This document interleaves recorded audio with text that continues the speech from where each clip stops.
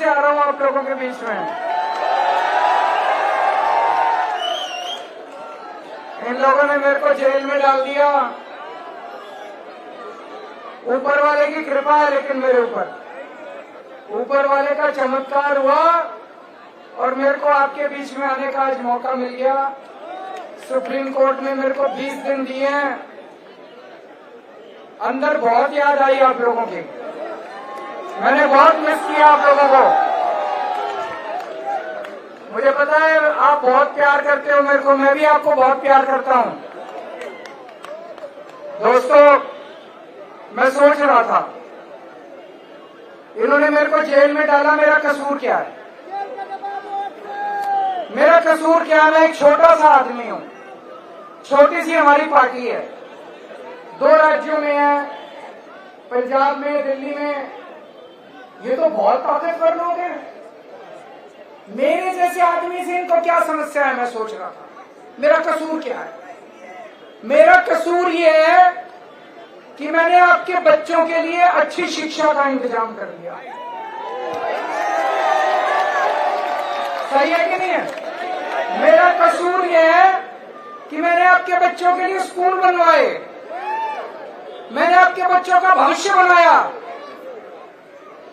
मैं सोच रहा था तुम तो इतने ताकतवर हो। असली बात तो तब होती केजरीवाल ने 500 स्कूल बनाए, तुम तो प्रधानमंत्री हो, पूरे देश में तुम 5000 स्कूल बनाते, तब तो बात थी, तब तो बड़प्पन था।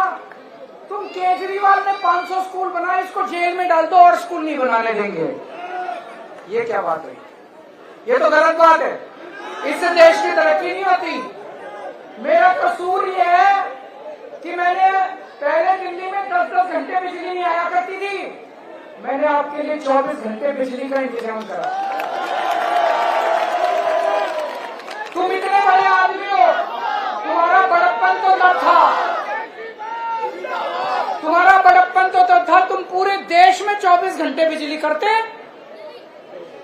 मेरा कसूर ये है कि मैंने आपकी बिजली फ्री कर दी, पंजाब में भी बिजली फ्री कर दी, दिल्ली में भी बिजली फ्री। ये मेरा कसूर है। मेरा कसूर ये है मैंने पूरी दिल्ली में मोहल्ला क्लिनिक खोल दिए, आपकी सारी दवाइयां, आपका इलाज मुफ्त कर दिया, सरकारी अस्पताल अच्छे कर दिए। अब आप विडंबना देखो, दिल्ली के सारे लोगों की मैंने सारी दवाइयां मुफ्त कर दी, लेकिन जब मैं तिहाड़ गया, इन्होंने 15 दिन तक तिहाड़ के अंदर मेरी सारी दवाइयां बंद कर दी। मैं शुगर का मरीज हूं, 20 साल से मेरे को शुगर की बीमारी है, रोज इंजेक्शन लगता है मेरे को पेट में, 52 यूनिट इंसुलिन लेता हूं रोज। इन्होंने 15 दिन तक तिहाड़ के अंदर मेरा इंसुलिन का इंजेक्शन बंद कर दिया। मेरी शुगर 300 पार कर गई, 350 पार कर गई। अगर शुगर ज्यादा हो जाए तो आदमी का लिवर खराब हो जाता है, आदमी का किडनी खराब हो जाती है। तो ये दिल्ली के सारे काम बंद करना चाहते हैं। अब ये कह रहे हैं दोबारा जेल जाना पड़ेगा।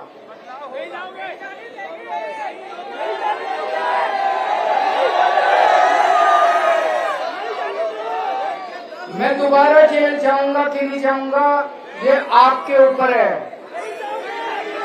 25 मई को अगर आपने कमल का बटन दबा दिया तो मेरे को जेल जाना पड़ेगा, और अगर आपने इंडिया गठबंधन को जिता दिया तो मेरे को जेल जाने की जरूरत नहीं पड़ेगी। हमारे डॉक्टर उदित राज हैं, डॉक्टर उदित राज यहां से खड़े हो रहे हैं। मैं आप लोगों की जानकारी के लिए बता दूं, दिल्ली में कांग्रेस और आम आदमी पार्टी का इंडिया गठबंधन हुआ है। 3 सीटों पे कांग्रेस वाले लड़ रहे हैं, 4 सीटों पे आम आदमी पार्टी वाले लड़ रहे हैं। पता है आप लोगों को? इस सीट से, नॉर्थ वेस्ट की सीट से डॉक्टर उदित राज लड़ रहे हैं। डॉक्टर उदित राज यहां से लड़ रहे हैं। यहां पे आप लोग जब वोट डालने जाओगे, ईवीएम की मशीन पे देखोगे तो जो झाड़ू वाले हैं वहां झाड़ू का बटन नहीं मिलेगा। इस बार झाड़ू वाले भी पंजे पे वोट डाल देना। इनका बटन 1 नंबर पे है, 1 नंबर बटन और 1 नंबर पे लेके आना है इनको। तो अगर उस दिन आपने 1 नंबर का बटन दबा दिया तो मेरे को जेल जाने की जरूरत नहीं पड़ेगी, और बहन जी अगर आपने कमल का बटन दबाया तो मेरे को जेल जाना पड़ेगा। तो दोस्तों मेरा जेल जाना आपके ऊपर है। जब वोट डालने जाओ तो ये सोचना अंदर जब बटन दबाओगे केजरीवाल को जेल भेजना है कि नहीं भेजना, भेजना है कि नहीं भेजना, भेजना है कि नहीं भेजना। ठीक है दोस्तों, डॉक्टर उदित राज को भारी भरकम वोटों से जिताना, 7 सीट आम आदमी पार्टी की आनी, इंडिया गठबंधन की आनी चाहिए। और आपकी जानकारी के लिए बता दूं, 4 जून को मोदी जी की सरकार नहीं बन रही है देश में, नहीं बन रही। ये कोई मैं जुमला नहीं फेंक रहा, मैंने कईयों से बात करी है, पूरे देश में फोन कर करके, कर्नाटक में फोन किए, बिहार में फोन किए, यूपी में फोन। अब आपसे पूछना चाहता हूँ, इनकी राजस्थान में कम हो रही है, कर्नाटक में कम हो रही है, महाराष्ट्र में कम हो रही है, यूपी में 10 सीट कम हो रही है, बिहार में कम हो रही है, बंगाल में कम हो रही है, झारखंड में कम हो रही है, दिल्ली में कम हो रही है, पंजाब में कम हो। तो सरकार कहां से बन रही है? सरकार इंडिया गठबंधन की बनेगी 4 जून को। इंडिया गठबंधन की सरकार बनेगी और भारी तरक्की की तरफ लेके जाएंगे, तानाशाही खत्म करेंगे। ये लोग संविधान बदलना चाहते थे, इन लोगों के मन में बड़े खतरनाक मंसूबे थे, इन्होंने बड़ी गंदी प्लानिंग कर रखी थी। ये कह रहे थे ना 400 पार, 400 पार, 400 पार। तो कईयों ने इनसे पूछा खोद खोद के 400 पार क्यों चाहिए, तो बताया नहीं इन्होंने क्यों चाहिए। मोदी जी बड़े काम करेंगे, पूछा भाई क्या बड़े काम करेंगे, कुछ तो बताओ।